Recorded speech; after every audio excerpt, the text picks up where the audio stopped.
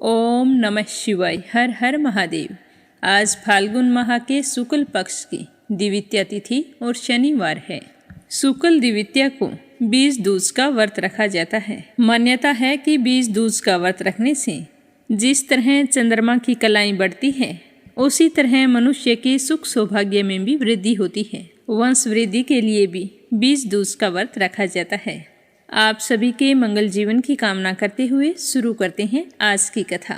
बोलो गणेश जी महाराज की जय हो। गणेश जी भगवान की दो पत्नियां हैं, जिनके नाम रिद्धि और सिद्धि हैं। रिद्धि सिद्धि प्रजापति विश्वकर्मा की पुत्रियां हैं। सिद्धि से क्षेम और रिद्धि से लाभ नाम के दो पुत्र हुए, जिन्हें शुभ और लाभ के नाम से जाना जाता है। संतोषी माता भी गणेश जी भगवान की पुत्री है। गणेश जी के पोते आमोद और प्रमोद हैं, जबकि तुष्टि और पुष्टि गणेश जी की पुत्र वधू बताई गई है। कहा जाता है कि एक बार तुलसी ने गणेश जी से विवाह करने का प्रस्ताव रखा, तो गणेश जी ने यह प्रस्ताव ठुकरा दिया, जिससे तुलसी नाराज हो गई और गणेश जी को श्राप दिया कि तुम्हारे दो विवाह होंगे। तो भगवान गणेश जी ने भी गुस्से में तुलसी को श्राप दे दिया कि तुम्हारा विवाह किसी असुर से होगा। तब तुलसी वृंदा के रूप में जन्मी और उनका विवाह जलंधर से हुआ, और गणेश जी का विवाह रिद्धि सिद्धि से हुआ। यह भी कहा जाता है कि पितामह ब्रह्मा जी ने रिद्धि और सिद्धि को शिक्षा प्राप्ति के लिए गणेश जी के पास भेजा था। गणेश जी के सामने जब भी कोई विवाह का प्रस्ताव आता था, तो रिद्धि और सिद्धि दोनों गणेश जी और उनके चूहे का ध्यान हटा देती थी, क्योंकि वो दोनों ही गणेश जी के साथ विवाह करना चाहती थी। गणेश जी सोचने लगे कि ऐसी क्या बात है कि शादी के लिए इतने प्रस्ताव आते हैं, फिर भी मेरी शादी नहीं होती। सभी के विवाह हो गए हैं, मेरे विवाह में विघ्न क्यों पड़ रहा है। जब गणेश जी को रिद्धि सिद्धि की हरकत का पता चला, तो वे उन्हें श्राप देने ही वाले थे कि तभी वहाँ पर पितामह ब्रह्मा जी आ गए और उन्होंने गणेश जी को ऐसा करने से रोक दिया और कहा कि रिद्धि सिद्धि तुमसे विवाह करना चाहती है, तुम इनके प्रस्ताव को स्वीकार करो। तो गणेश जी पितामह ब्रह्मा जी के कहने पर मान गए और फिर गणेश जी का विवाह रिद्धि सिद्धि के साथ धूमधाम से हो गया। आज बुधवार है और गणेश जी भगवान को बुधवार का दिन अति प्रिय है।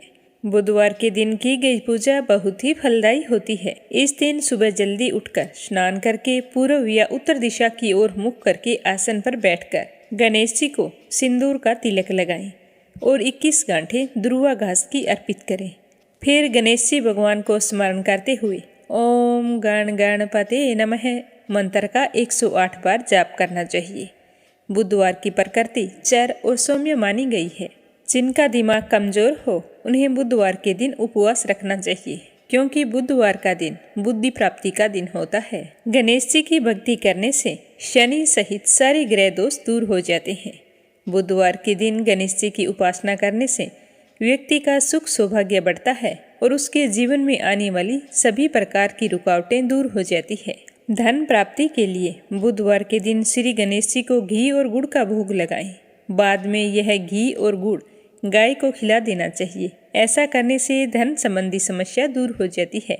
गणेश जी की सच्चे मन से और पूरे श्रद्धा भाव से पूजा करके कहना चाहिए कि भगवान गणेश, आप सभी बुद्धियों को देने वाले, बुद्धि को जगाने वाले और देवताओं के भी ईश्वर हैं। आप ही सत्य और नित्य बोध स्वरूप हैं। आपको मैं सदा नमन करता हूँ। आप मेरी रक्षा करें, मेरे जीवन में आने वाली समस्त बाधाओं को दूर करें। बोलो गणेश जी भगवान की जय हो। बोलो शनि महाराज की जय हो। देवों के देव महादेव भी शनि देव की वक्र दृष्टि से नहीं बच पाए थे। उन्हें भी 7.5 का कष्ट भोगना पड़ा था। शनि देव को कठोर कहा जाता है। न्यायप्रिय शनि देव के लिए सब कुछ एक समान है। पृथ्वी पर रहने वाले व्यक्तियों से लेकर ब्रह्मलोक में रहने वाले सभी देवी देवताओं तक कोई भी शनि की दृष्टि से नहीं बचा है। कहते हैं कि भगवान शिव भी शनि देव की 7.5 का शिकार हुए थे। पौराणिक कथाओं के अनुसार एक दिन भगवान शिव कैलाश पर्वत पर बैठे थे, तो उसी समय शनि देव भगवान शिव के पास आए और उन्हें आदरपूर्वक प्रणाम करके कहने लगे कि हे देव, कल मैं आपकी राशि में वक्र दृष्टि से प्रवेश करने वाला हूँ। तो शनि देव की यह बात सुनकर भगवान शिव मुस्कुराए और कहने लगे कि शनि देव, आप कितने समय तक अपनी वक्र दृष्टि मुझ पर बनाए रखेंगे? तो शनि देव ने भगवान शिव से कहा कि हे नाथ, मैं कल आपकी राशि में 1.25 पहर मेरी वक्र दृष्टि रखूंगा।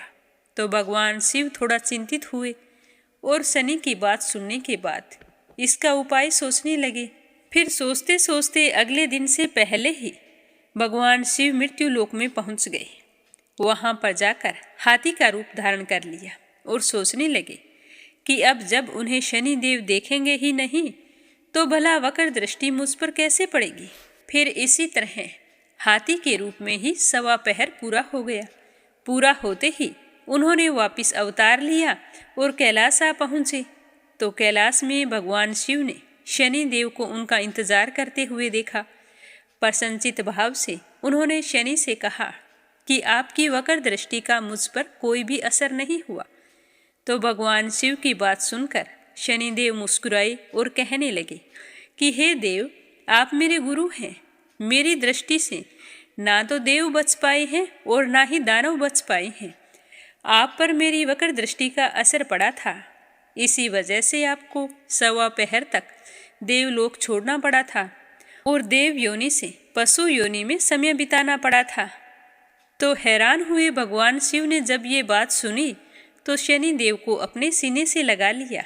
बोलो शनि महाराज की जय हो, बोलो भोले शंकर की जय हो। अब अगली कहानी अपनी सुनेंगे भगवान श्री कृष्ण के परम भक्त धन्ना जाट की कहानी। धन्ना जाट पर भगवान श्री कृष्ण की ऐसी कृपा हुई कि वो तो धन्ना जाट से धन्ना सेठ बन गया।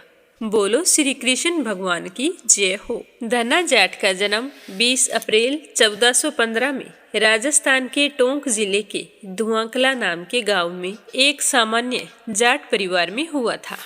इनके पिताजी गांव के किसान थे जिनका नाम रामेश्वर जाट था। इनकी माता का नाम गंगाबाई गढ़वाल था। धन्ना जाट एक उच्च कोटि के कृष्ण भक्त और कवि थे। इन्हें धन्ना भक्त और धन्ना सेठ के नाम से भी जाना जाता है। धन्ना जी का जन्म एक सामान्य परिवार में हुआ था और इनके पिताजी मुख्य रूप से गऊओं का पालन किया करते थे। एक दिन धन्ना जी के परिवार के कुल गुरु, जिनका नाम था पंडित त्रिलोचन, तीर्थ यात्रा करके वहां पर आए और कुछ दिनों के लिए धन्ना जी के घर पर ठहर गए। पंडित त्रिलोचन जी शालिग्राम भगवान की सेवा किया करते थे। वे बड़े भाव से शालिग्राम शिला की सेवा करते, पुष्प अर्पित करते, उन्हें भोग लगाते। उसके बाद ही स्वयं भोजन किया करते थे। तो बालक धन्ना पंडित जी को यह सब कुछ करते हुए बड़े ध्यान से देखता रहता था। उसे भगवान की सेवा बहुत ही पसंद आई। कुछ समय बीतने के बाद जब पंडित जी जाने लगे तब बालक धन्ना ने पंडित जी से कहा कि पंडित जी, आपके पास जो शालिग्राम भगवान है वो मुझे दे दीजिए। तो पंडित जी कहने लगे कि बेटा, वो तो ठाकुर जी हैं। तो वह धन्ना बालक कहने लगा कि मुझे तो ठाकुर जी चाहिए, मैं तो ठाकुर जी की सेवा किया करूँगा। अब पंडित जी अपने ठाकुर जी को उस बालक को कैसे देते? तो पंडित जी ने बालक को खूब समझाया पर वह मानने के लिए तैयार नहीं था। धन्ना जी को उसके माता पिता ने भी खूब समझाया परंतु धन्ना जी नहीं माने।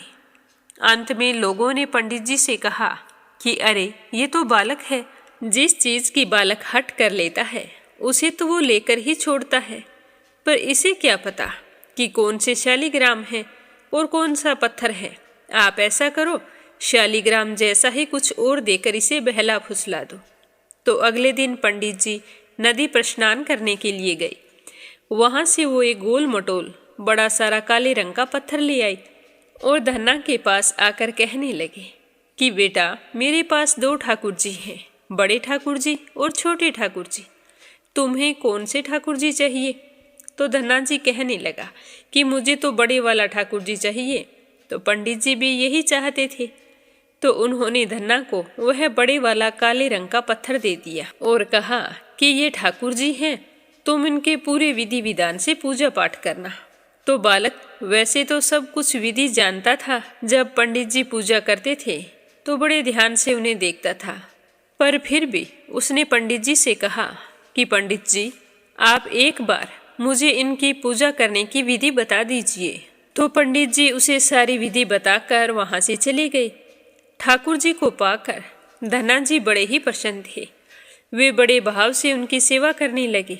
धन्ना जी खेतों में गाय चराने जाया करते थे, तो जाते समय ठाकुर जी को भी अपने साथ ले जाते। धन्ना जी की माँ अपने बेटे के साथ बाजरे की रोटी, साग, अचार और गुड़ खाने के लिए भेज देती थी। तो धन्ना जी ने निश्चय किया कि वो भी पंडित जी की तरह पहले ठाकुर जी को भोग लगाएंगे, उसके बाद ही भोजन ग्रहण करेंगे। तो धन्ना जी ने खेत में बहुत प्रेम से ठाकुर जी से कहा कि ठाकुर जी भोग लगा लो, बाद में मैं भोजन करूँगा। तो ठाकुर जी भोग लगाने के लिए नहीं आए। पत्थर तो ज्यों का त्यों पड़ा था और जैसे उन्होंने भोजन रखा था वो भी वैसे ही पड़ा था।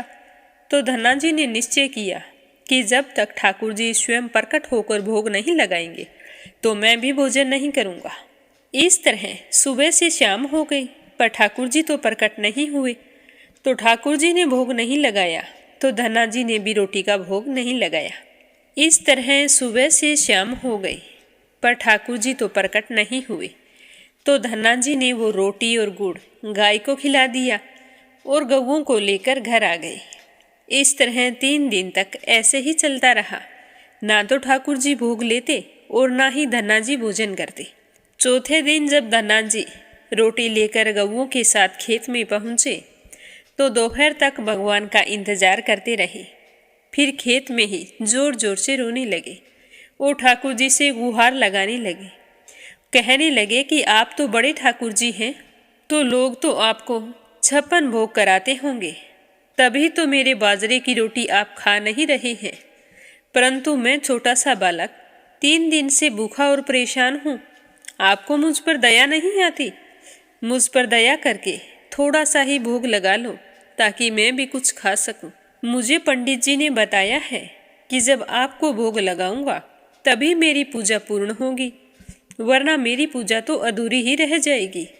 इसीलिए पहले आप भोजन कर लो, उसके बाद मैं भोजन करूंगा। तो धन्ना जी की इस तरह से भोलेपन से की गई प्रार्थना को सुनकर भगवान श्री कृष्ण बहुत ही खुश हुए और स्वयं को रोक नहीं पाए। धन्ना जी के सामने श्री कृष्ण भगवान साक्षात प्रकट हो गए। अपने ठाकुर जी को देखकर धन्ना जी बहुत ही प्रसन्न हुए। उन्होंने ठाकुर जी को माँ की दी हुई बाजरे की रोटी, साग और गुड़ खाने के लिए दे दिया। ठाकुर जी बड़े चाव से रोटी खाने लगे। 4 रोटियों में से 2 रोटी ठाकुर जी ने खा ली।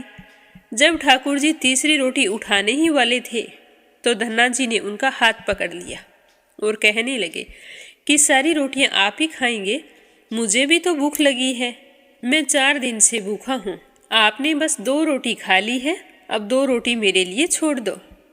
तो उस भोले भाले बालक की बात सुनकर ठाकुर जी मुस्कुराने लगे और फिर बची हुई रोटियां धन्ना जी ने खा ली। अब तो उनका यह रोज का नियम था। धन्ना जी जब गाय चराने जाते तो खेतों में जाकर ठाकुर जी के साथ ही भोजन करते। एक दिन ठाकुर जी ने धन्ना जी से कहा कि तुम रोज मुझे रोटी खिलाते हो, मैं मुफ्त में रोटी नहीं खाना चाहता, इसीलिए मैं रोटी के बदले कोई काम करना चाहता हूँ। तुम मुझे कोई काम बता दो, मैं उसे कर दिया करूँगा, नहीं तो मैं तुम्हारे साथ भोजन नहीं करूँगा। तो धन्ना जी कहने लगे कि भगवान, मैं तो छोटा सा बालक हूँ, केवल गाय चराता हूँ, मैं आपको क्या काम बता सकता हूँ। तो ठाकुर जी बोले कि मैं तुम्हारी गायों को ही चरा दिया करूँगा।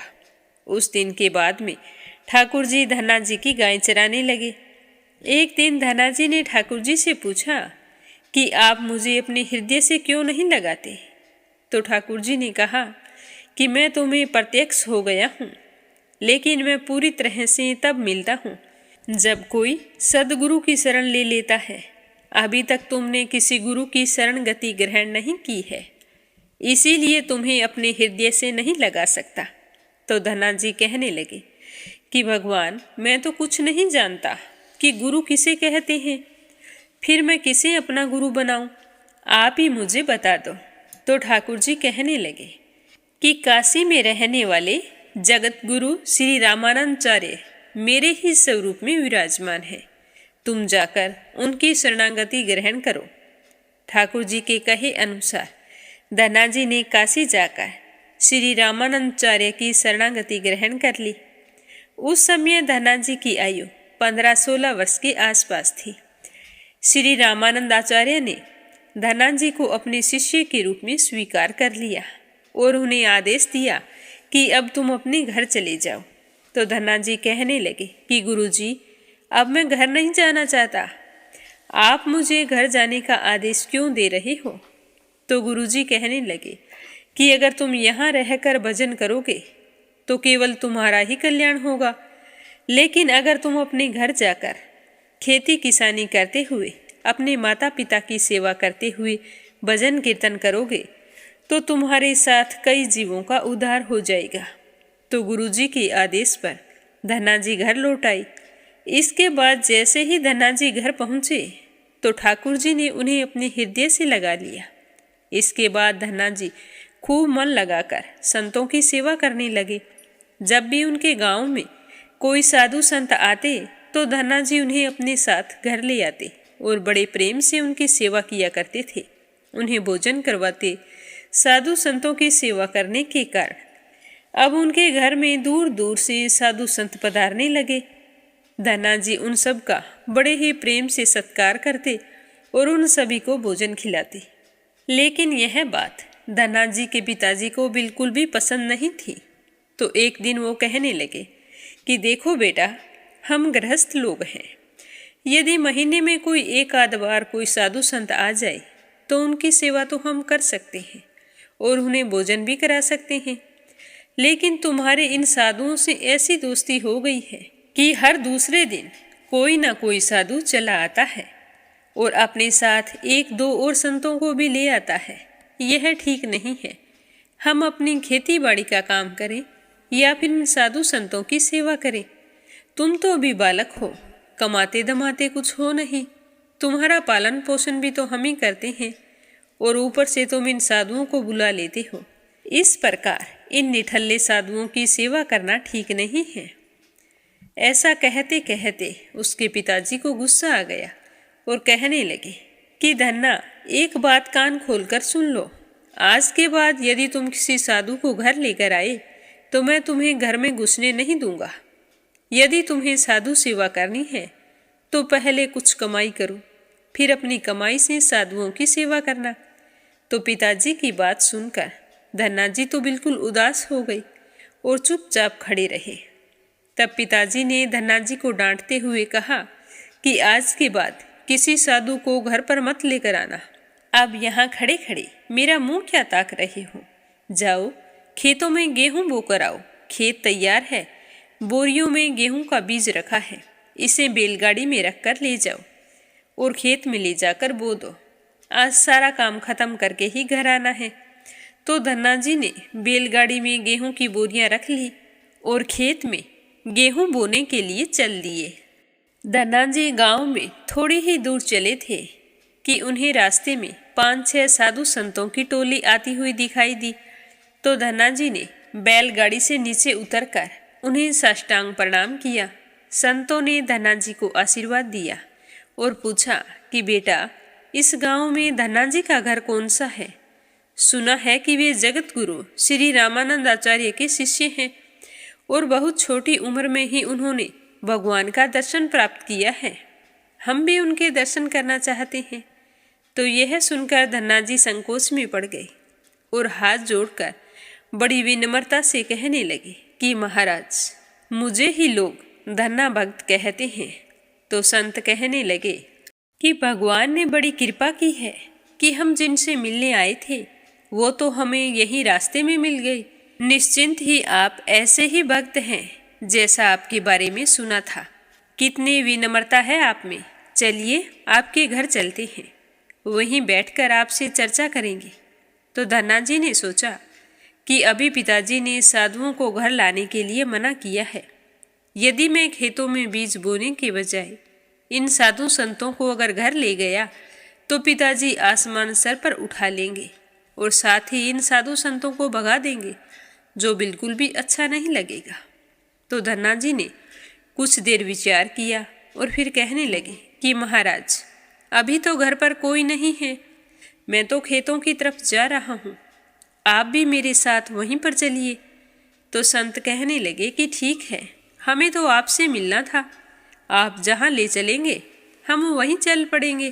तो फिर धन्ना जी उन साधु संतों को लेकर अपने खेत पर चले गए और खेत में एक पेड़ के नीचे बने चबूतरे पर साधु संतों को बैठाकर कहने लगे कि महाराज, आप यहाँ पर कुछ देर विश्राम कीजिए, तब तक मैं आपके भोजन की व्यवस्था करता हूँ।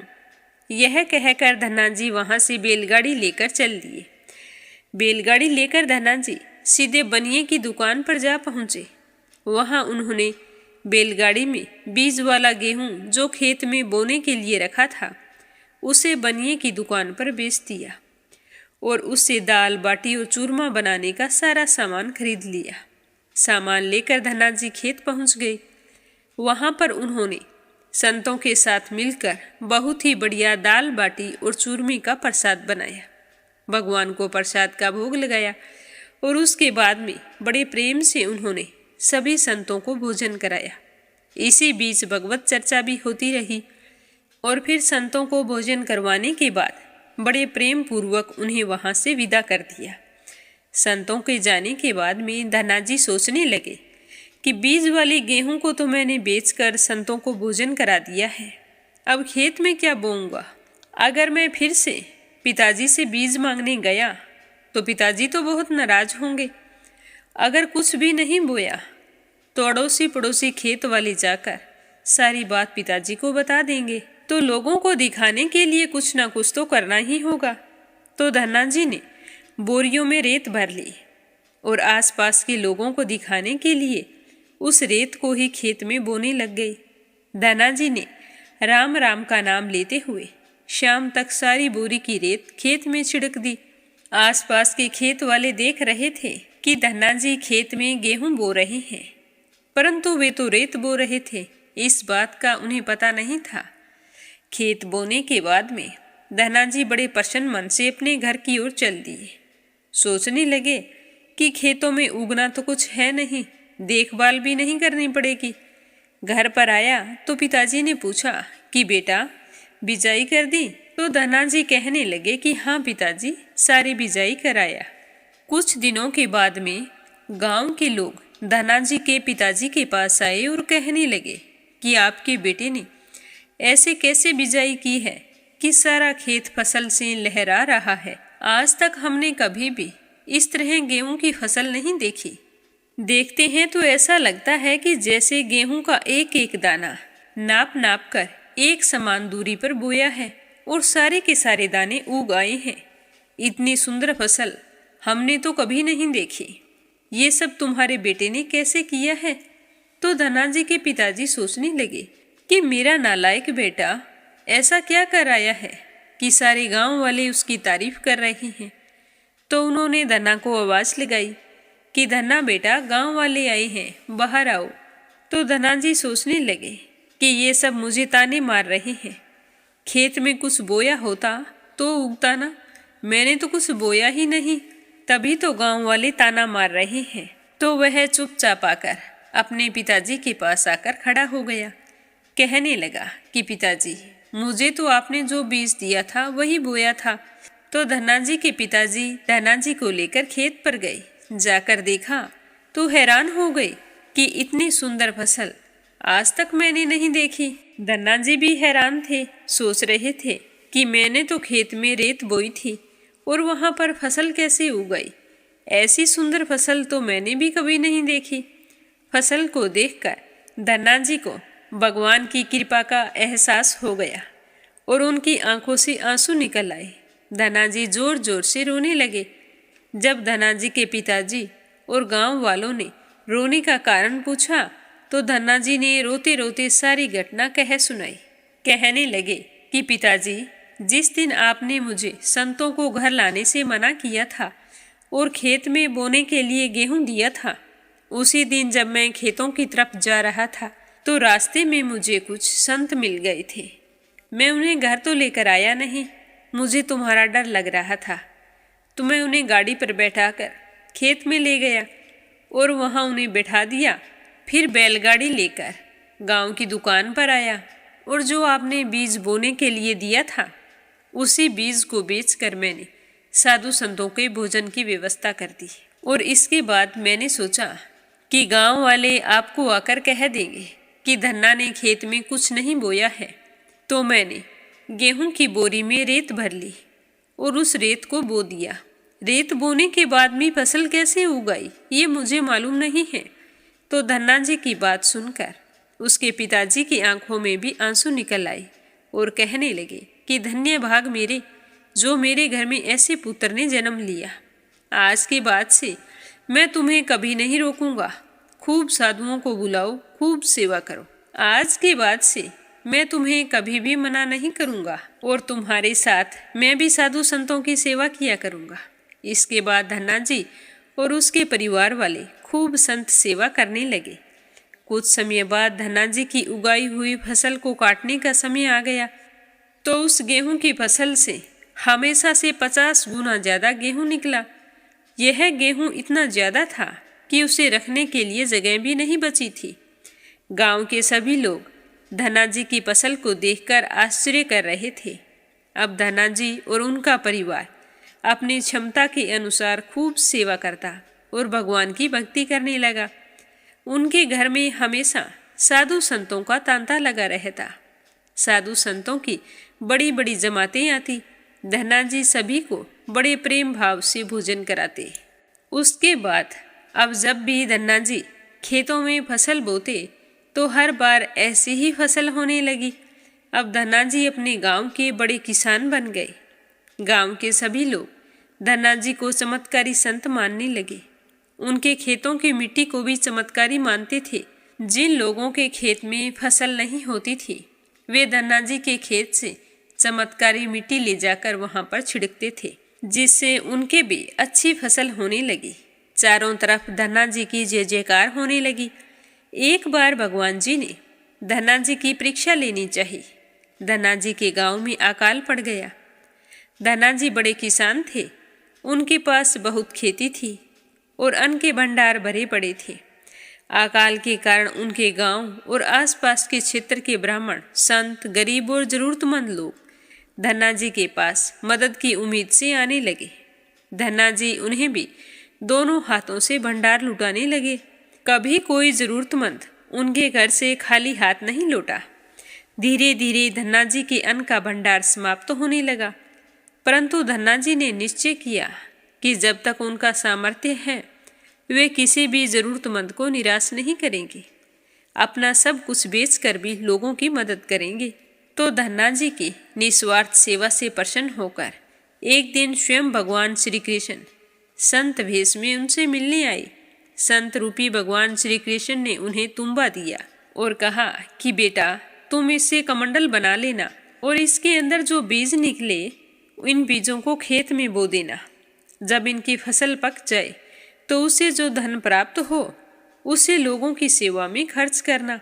तो धन्ना जी ने ऐसा ही किया। संत जी की आज्ञा मानकर उन्होंने तुम्बे के बीज खेतों में बो दिए और तुम्बे से कमंडल बनवा लिया। अब गांव के सारे लोग कहने लगे कि लगता है धन्ना जी पागल हो गई है। ऐसे भीषण अकाल में फसल बो रहे हैं और वो भी तुम्बा की। इस कड़वे तुम्बे को तो पशु भी नहीं खाते। यह केवल कमंडल बनाने के काम आता है। यदि ऐसी फसल उग भी गई तो उसका क्या फायदा होगा। परंतु धन्ना जी ने संत के कहे अनुसार अपने खेतों में तुम्बा के बीज बो दिए। कुछ दिन बाद तुम्बा की बेलें उग आई। सभी लोग आश्चर्य करने लगे कि ऐसे भीषण अकाल में बिना पानी के भी ये बेलें उग गई है, ये कैसे हो सकता है। कुछ ही दिनों में धन्ना जी का खेत हरा भरा हो गया। इसी बीच धन्ना जी जरूरतमंदों की सेवा करते रहे। धन्ना जी ने अपना सारा अन्न भंडार सेवा पानी में लुटा दिया। उनके घर में जो फसलों के बीज रखे थे उन्हें भी साधु संतों की सेवा के लिए दान कर दिया। अब उनके पास अपने परिवार के गुजारे लायक भी अन्न नहीं बचा था। गांव के लोग कहने लगे कि बड़ा मूर्ख है धन्ना, जो सारा अन्न लुटा रहा है, अपने परिवार की भी नहीं सोचता। कम से कम अपने परिवार के लिए तो कुछ बचा लेता और खेत में भी कुछ बोना था तो कोई ढंग की फसल बोता। अब तुम्बे बोए हैं, तुम्बों का कोई क्या करे। हमारे खेत में तो कोई फसल नहीं हो रही, वरना हम धन्ना जी के परिवार को कुछ गेहूं दे देते। पर धन्ना जी को लोगों की बातों का कोई फर्क नहीं पड़ता। वे तो बस भगवान श्री कृष्ण का नाम लेते रहते और लोगों की मदद करते रहते। एक दिन ऐसा आया जब धन्ना जी के खेतों में लगी फसल पक गई। उनके खेतों में तुम्बा के बड़े बड़े फल दिखाई दे रहे थे। धन्ना जी ने सोचा कि अब दान करने के लिए तो कुछ नहीं बचा है, अब इन तुम्बों से कमंडल बनाकर संतों को दे दिया करूँगा। तो धन्ना जी खेतों में लगे हुए सारे तुम्बे के फल तोड़कर घर ले आई। घर आकर जैसे ही उन्होंने एक तुम्बा को कमंडल बनाने के लिए काटा तो उन्होंने देखा कि उस तुम्बे के अंदर हीरे मोती जवाहरात और कीमती रत्न भरे हुए थे। तो तुम्बे को कीमती रत्नों से भरा हुआ देखकर धन्ना जी हैरान रह गए। उनके पास तो तुम्बा की पूरी फसल थी। उन्होंने देखा कि सभी तुम्बा के फलों में कीमती रत्न भरे हुए हैं। अब धन्ना जी के पास इतने कीमती रत्न और जवाहरात हो गए कि इतने हीरे जवाहरात किसी राजा महाराजा के पास भी शायद ही मिले। इस चमत्कार को देखने के बाद में धन्ना जी को उन संत की याद आ गई जिन्होंने उन्हें तुम्बा के बीज दिए थे। और उस संत ने कहा था कि इस फसल से जो भी प्राप्त हो उसे लोगों की सेवा में लगा देना। तो अब धन्ना जी उस धन से लोगों की सेवा करने लगे। वो फिर से दोनों हाथों से लोगों की मदद करने लगे। उस समय वह अकाल कई वर्षों तक चलता रहा। धन्ना जी ने अपने घर में और आसपास के सभी गांवों में लोगों को भोजन करवाने के लिए भंडारे शुरू करवा दिए। आसपास के सैकड़ों गांवों के लोग वर्षों तक धन्ना जी के भंडारे में तीनों समय भर पेट भोजन किया करते थे। धन्ना जी ने अपने जीवन काल में उस धन से कई मंदिर, बावड़ियाँ, तालाब, कुएं, धर्मशाला, मंदिर आदि बनवाए। साधु संतों और लोगों की मदद की। तो लोग उन्हें अब धन्ना जाट की बजाय धन्ना सेठ कहकर बुलाने लगे। धन्ना जी जैसा धनी आज तक कोई नहीं हुआ है। धन्ना जी तो धन, मन और नाम तीनों के धनी थे। आज भी उनका नाम चलता है। बड़े लोगों को धन्ना सेठ के नाम से बुलाया जाता है। तो ये थी भगवान श्री कृष्ण के परम भक्त धन्ना जाट की कहानी। अब अपने सुनेंगे विष्णु पुराण का आगे का अध्याय। तो प्रेम भाव से कहिए, श्री हरि विष्णु भगवान के अनंत स्वरूपों की जय हो। विष्णु पुराण की जय हो। महर्षि सूत जी ध्यान मगन मुद्रा में बैठे हुए थे। उनके चारों ओर पवित्र यज्ञ की सुगंध व्याप्त थी और वहां उपस्थित ऋषि मुनि श्रद्धापूर्वक उनके वचनों के लिए आतुर थे। जैसे ही महर्षि सूत जी ने अपनी नेत्र पलकों को धीरे धीरे उठाया तो उनकी दृष्टि में एक अद्भुत दिव्यता झलक रही थी। तो शौनक ऋषि ने पुनः नमस्तक होकर कहा कि हे परम ज्ञानी, आपने हमें भगवान विष्णु के वराह अवतार की कथा सुनाई, जिसे सुनकर हम सबकी आत्मा परम आनंद से परिपूर्ण हो गई। अब कृपया करके हमें यह बताइए कि जब हिरण्याक्ष के वध के पश्चात उसका भाई हिरण्यकशिपु अत्यंत क्रोधित हुआ तब भगवान ने किस प्रकार उसका संहार किया। तो शौनक जी की बात सुनकर श्री सूत जी कहने लगे कि हे महर्षियों, यह कथा अत्यंत दिव्य, रहस्यमय और अनंत शक्तिशाली भगवान विष्णु की महिमा से ओतप्रोत है। आज मैं तुम्हें भगवान नरसिंह अवतार की अद्भुत लीला सुनाने जा रहा हूँ। तुम ध्यान लगाकर सुनना। जब हिरण्याक्ष भगवान विष्णु के वराह अवतार द्वारा मारा गया तब उसका भाई हिरण्यकशिपु शोक और क्रोध से जल उठा। उसने संकल्प किया कि वह स्वयं भगवान विष्णु का अंत करेगा और समस्त सृष्टि पर अपना आधिपत्य स्थापित करेगा। इसी विचार से उसने गंगा तट पर जाकर हजारों वर्षों तक कठोर तपस्या की। उसकी तपस्या इतनी भीषण थी कि उसके प्रभाव से समस्त लोकों में हलचल मच गई। अग्नि की ज्वालाएं उसके शरीर से निकलने लगी, जिससे देवता, ऋषि और यहाँ तक कि स्वयं पितामह भी विचलित हो उठे। अंततः पितामह ने उसकी तपस्या से प्रसन्न होकर प्रकट होकर उसे दर्शन दिए और बोले कि हे दैत्यराज, तुम्हारी तपस्या ने मुझे प्रसन्न कर दिया है। मांगो, तुम क्या वरदान मांगते हो? हिरण्यकशिपु ने अपनी दुष्ट बुद्धि का परिचय देते हुए अत्यंत चतुराई से वरदान मांगा कि हे ब्रह्मदेव, मुझे यह वरदान दें कि मैं ना तो किसी देवता, ना दानव, ना गंधर्व, ना मनुष्य, ना पशु, ना पक्षी किसी के द्वारा ना मारा जाऊं। ना तो मैं दिन में मारा जाऊं और ना ही मैं रात में मारा जाऊं। ना मुझे कोई घर में मार सके, ना मुझे घर के बाहर मार सके, और ना ही मेरी मृत्यु अस्त्र से, ना ही मेरी मृत्यु शस्त्र से हो, ना ही पृथ्वी पर हो और ना ही आकाश में मेरा वध हो। बस मैं तो आपसे यही वरदान मांगता हूँ। तो पितामह ने तथास्तु कहकर उसे अमरता तुल्य वरदान दे दिया। वरदान प्राप्त करके हिरण्यकशिपु का अत्याचार बढ़ने लगा। उसने स्वर्ग लोक पर आक्रमण करके इंद्र और देवताओं को पराजित कर दिया, यज्ञों को बंद करवा दिया, वेदों के अध्ययन को निषिद्ध कर दिया और समस्त प्रजा को अपनी पूजा करने के लिए बाध्य करने लगा। पर हिरण्यकशिपु का पुत्र प्रहलाद बचपन से ही विष्णु भगवान का परम भगत था। वह हमेशा भगवान के कीर्तन और भजन में लीन रहा करता था। जब प्रहलाद की विष्णु भक्ति का पता हिरण्यकशिपु को लगा तो उसने प्रहलाद को अपने गुरु शुक्राचार्य के पुत्रों के पास शिक्षा के लिए भेज दिया। किंतु जब वह लौटा तो वह और भी गहरी भक्ति में डूबा हुआ था। तो यह देखकर हिरण्यकशिपु को बहुत ही गुस्सा आ गया और उसने क्रोधित होकर पूछा कि हे बालक, तू मेरे स्त्रु विष्णु की स्तुति क्यों करता है? तो प्रहलाद ने निडर होकर उत्तर दिया कि हे पिताश्री, भगवान विष्णु ही इस सृष्टि के एकमात्र स्वामी हैं। वे ही संपूर्ण चराचर जगत के पालक हैं। वे ही सच्चे ईश्वर हैं और आप तो केवल क्षणिक राजा हैं। तो अपने पुत्र के मुंह से इस तरह की बातें सुनकर हिरण्यकशिपु क्रोध से कांप उठा और उसने प्रहलाद को अनेक प्रकार की यातनाएं दी। उसे खोलते हुए तेल में डलवाया, भयंकर सर्पों के द्वारा उसे डसवाने का प्रयास किया, उसे पहाड़ की चोटी से नीचे फेंकवाया और हाथी के पैरों तले कुचलवाने का प्रयास भी किया। परंतु हर बार प्रहलाद की रक्षा स्वयं भगवान श्री हरि विष्णु करते रहे।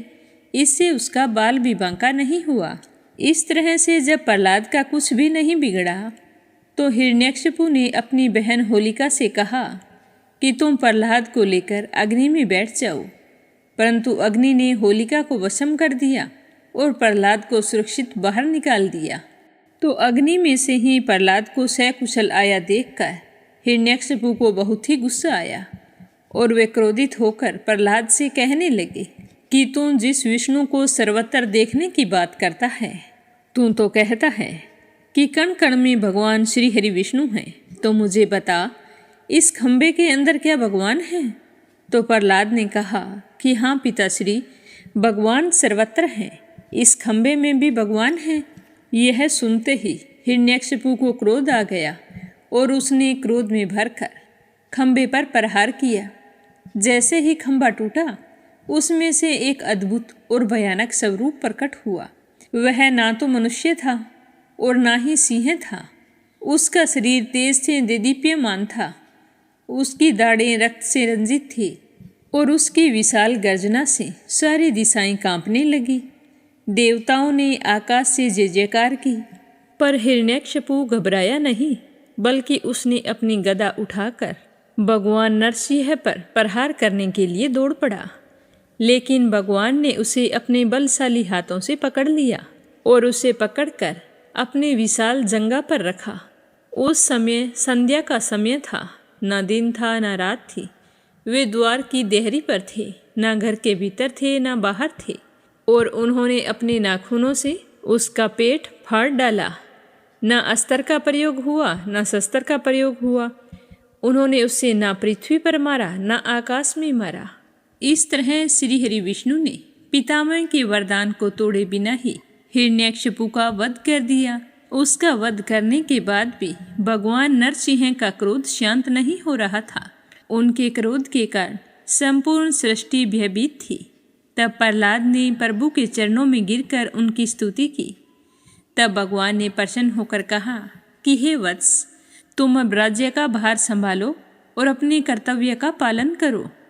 इस प्रकार हिरण्यकशिपु का अंत हुआ और प्रहलाद के राज्य में पुनः धर्म की स्थापना हुई। तो यह सुनकर शौनक जी ने महर्षि सूत जी के चरणों में शीश झुकाकर कहा कि हे महान मुनि, आपने हमें भगवान नरसिंह अवतार की अद्भुत कथा सुनाई है। अब कृपया करके आगे का वर्णन करें।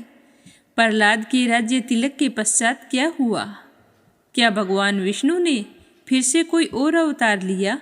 यह सब कुछ विस्तार से जानने की हमारी तीव्र लालसा है। तो उनकी जिज्ञासा देखकर महर्षि सूत जी ने मंद मंद मुस्कुराते हुए कहा कि हे महर्षियों, भगवान की लीलाएं अनंत हैं। उन्होंने अनगिनत बार संसार के कल्याण के लिए अवतार लिया है। नरसिंह अवतार के पश्चात उन्होंने समस्त देवताओं को आशीर्वाद दिया और अंतर्ध्यान हो गई। परंतु इस घटना के बाद भी संसार में अधर्म का अंत नहीं हुआ। अब मैं तुम्हें आगे की कथा सुनाता हूँ, तुम ध्यानपूर्वक सुनना। हिरण्यकशिपु के वध के पश्चात देवताओं और मुनियों ने भगवान विष्णु की स्तुति की और उनसे प्रार्थना की कि वे धर्म की पुनः स्थापना करें। भगवान ने देवताओं को आशीर्वाद दिया और कहा कि हे देवगण, अब प्रहलाद अधर्म के इस अंधकार को समाप्त करेगा। वह सत्य, दया और धर्म के मार्ग पर चलकर संपूर्ण लोगों का कल्याण करेगा। भगवान श्री हरि विष्णु के वचन सत्य सिद्ध हुए। प्रहलाद ने अपने राज्य में धर्म की स्थापना की। उनके शासन में प्रजा सुखी, संपन्न और धार्मिक बन गई। वे स्वयं विष्णु भगत थे और अपने जीवन का प्रत्येक क्षण भगवान की सेवा में समर्पित करते थे। लेकिन समय के साथ संसार में पुनः अधर्म का विस्तार हुआ। दैत्यों और दानवों का बल पुनः बढ़ने लगा। तब भगवान श्री हरि विष्णु ने एक दिव्य लीला और रची। दैत्यराज बलि अत्यंत पराक्रमी, तेजस्वी और धर्मशील राजा था। वह प्रहलाद का पुत्र और विरोचन का पुत्र था।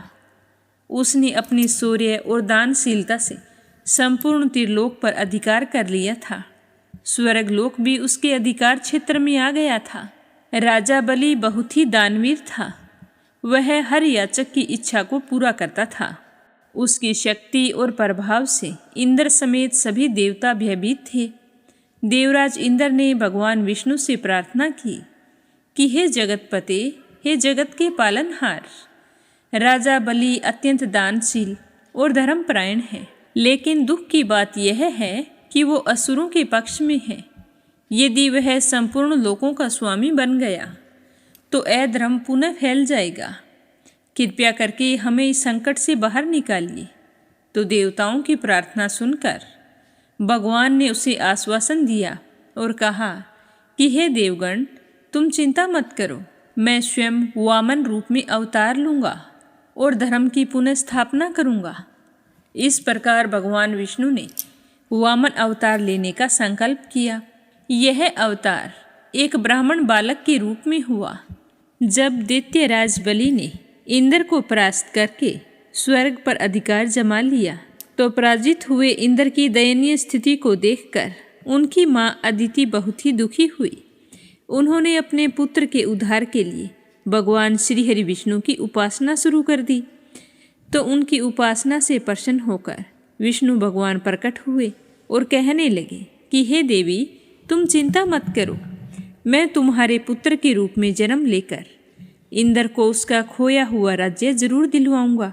समय आने पर उन्होंने अदिति के गर्भ से वामन के रूप में अवतार लिया। तो विष्णु भगवान के वामन अवतार को देखकर सभी देवता और ऋषि मुनि आनंदित हो उठे। एक दिन उन्हें पता चला कि राजा बलि स्वर्ग पर स्थायी अधिकार जमाने के लिए अश्वमेघ यज्ञ करवा रहे हैं। तो यह पता चलते ही वामन रूप में विष्णु भगवान वहां जा पहुँचे। उनके तेज से यज्ञशाला प्रकाशित हो गई। बलि उन्हें देखकर बहुत ही खुश हुआ और एक उत्तम आसन पर बैठाकर उनका खूब आदर सत्कार किया और अंत में कहा कि तुम भेंट स्वरूप कुछ मांगो। तो वामन भगवान चुपचाप बैठे रहे, लेकिन राजा बलि उनके पीछे पड़ गया। तो तो वामन देव ने कहा कि मुझे तो अपने 3 कदमों के बराबर भूमि चाहिए।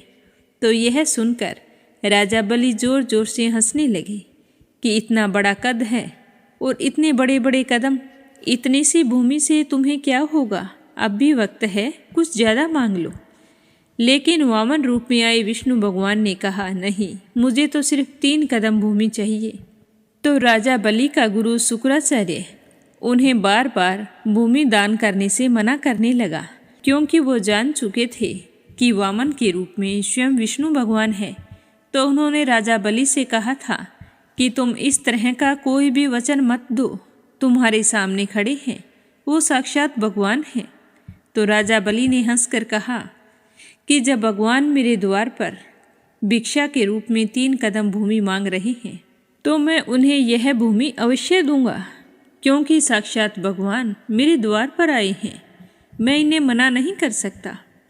तो जैसे ही राजा बलि हाथ में जल लेकर 3 कदम भूमि का संकल्प लेने लगे तो शुक्राचार्य छोटा सा रूप धारण करके कमंडल की दंडी में आकर बैठ गए, ताकि कमंडल से पानी बाहर ना निकले और राजा बलि संकल्प ना ले सके। तो वामन देव शुक्राचार्य की योजना समझ गए। तो उन्होंने तुरंत ही एक पतली लकड़ी ली और कमंडल की दंडी में डाल दी, जिससे अंदर बैठे शुक्राचार्य की एक आंख फूट गई। तो वे छटपटाकर तुरंत ही कमंडल से बाहर आ गए। इसके बाद राजा बलि ने वामन देव को 3 पग भूमि दान करने का संकल्प ले लिया। राजा के संकल्प लेने के बाद वामन देव ने अपना आकार बढ़ाना शुरू किया। उनका बढ़ा हुआ आकार देखकर राजा बलि भी हैरान थे।